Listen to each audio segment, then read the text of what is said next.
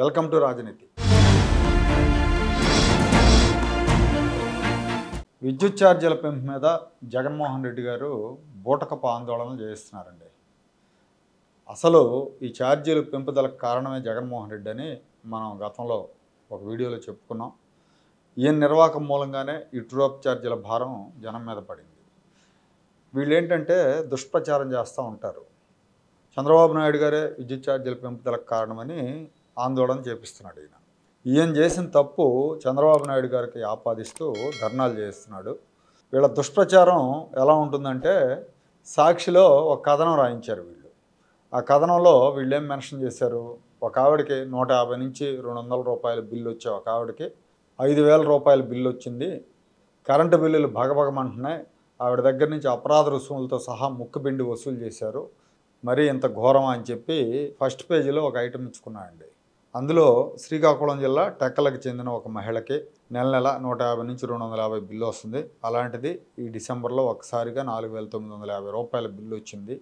మరీ ఇంత అరాచకమా అని చెప్పి ప్రజెంట్ చేశారు. 3 నెలలుగా బిల్లు ఇవ్వకుండా డిసెంబర్లో ఒకేసారి 4,950 రూపాయల బిల్లు ఇచ్చారు అని రాశారు. రాస్తూ ఆవిడ ఫోటో పెట్టారు. అట్లాగే ఆవిడకు వచ్చిన కరెంటు బిల్లు ఫోటో కూడా పబ్లిష్ చేశారు. ఇప్పుడు ఆ కరెంటు బిల్లు మీద ఉన్న సర్వీస్ నెంబర్ తీసి నెట్లో కొడితే ఆ నెంబర్ మీద ఉన్న బిల్లులన్నీ వచ్చేసినాయి. నెల ఎంతెంత బిల్లు వచ్చిందనేది స్పష్టంగా వచ్చింది. ఇక్కడ విషయం ఏంటంటే, ఈ బిల్లు 1 నెలకో లేదా 3 నెలలకో వచ్చిన బిల్లు కాదు, మొత్తం 11 నెలల బిల్లు అది. 2024 జనవరి నుంచి నవంబర్ వరకు వచ్చిన బిల్లు అది. జనవరి నుంచి రీడింగ్ దీలా, దాని మూలంగా 11 నెలల బిల్లు ఒకేసారి వచ్చింది. జనవరిలో ఏ రీడింగ్ ఉందో నవంబర్ వరకు కూడా అదే నామినల్ బిల్లు వచ్చిందనమాట. అదే రీడింగ్తో నామినల్ బిల్ జనరేట్ చేసి మొత్తం 11 నెలల బిల్లు ఒకేసారి ఇచ్చారు.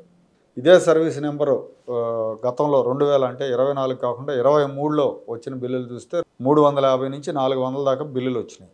ఒకవేళ ఆ రకంగా చూసుకున్నా నెలకు 400 చొప్పున 4,400, 11 నెలలకు 4,400 బిల్లు రావాలి. సో ఇప్పుడు మినిమం ఛార్జీతో 11 నెలలకి 2,950 బిల్లు వస్తే కొంపలు మునిగిపోయినట్టు. దాన్ని ఏంటంటే అదేదో 3 నెలలకు వచ్చిన బిల్లు 150 వచ్చేవాళ్ళకి ఒకేసారి 3,000 వచ్చింది అని చెప్పి వీళ్ళు కథనాలు రాశారు. అంటే ప్రజలను తప్పుదోవ పట్టించడానికి తప్పుడు కథనాలు రాస్తూ ఉన్నారు.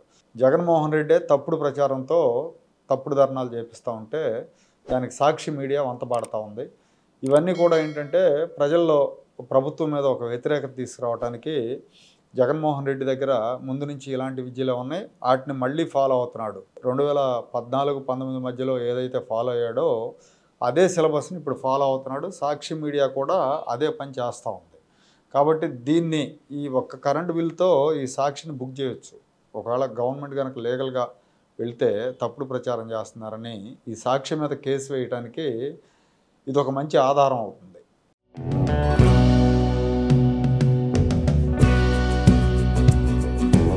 Like, share and subscribe to Rajaniti channel.